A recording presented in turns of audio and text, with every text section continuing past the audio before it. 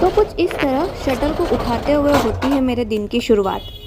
और girl single child my life is not easy.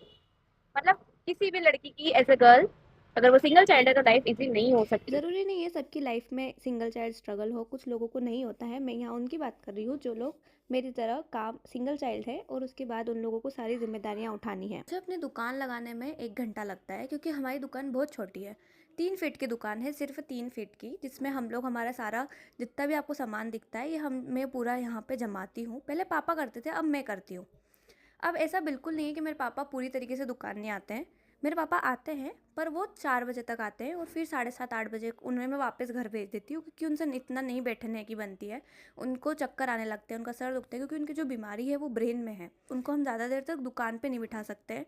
उनका मन होता है आने का पर उनकी तबीयत को देखते हुए उनको मैं घर भेज देती हूँ, तो वो सिर्फ 3 4 घंटे आते हैं और यही 3 घंटे होते हैं जब मैं अपने काम पे ध्यान दे पाती हूँ। और जैसे मुझे अगर किसी क्लाइंट से मीटिंग के लिए जाना है, अगर वो इंदौर बेस्ड है तो मैं उनसे इसी टाइम पे जाती हूँ। अगर मुझे शूट करना है तो वो 4 से 7 के बीच में ही मैं करती हूँ कि 7 बजे बाद मेरे पापा की हालत नहीं बचती है वहाँ पे बैठने की।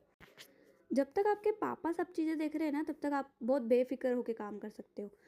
मैं भी पहले मेरे पापा जब तक चीज़ें करते थे, जब सारी चीज़ें दुकान वो खोल रहे हैं, दुकान की चीज़ें वो देख रहे हैं, सब कर रहे हैं, तब तक मैं बहुत बेफिक्र होकर सारी चीज़ें करती थी।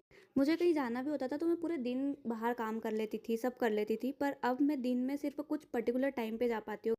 अभी ये स्टोरी खत्म नहीं हुई है, नेक्स्ट स्टोरी बताऊंगी मैं आपको नेक्स्ट व्लॉग में।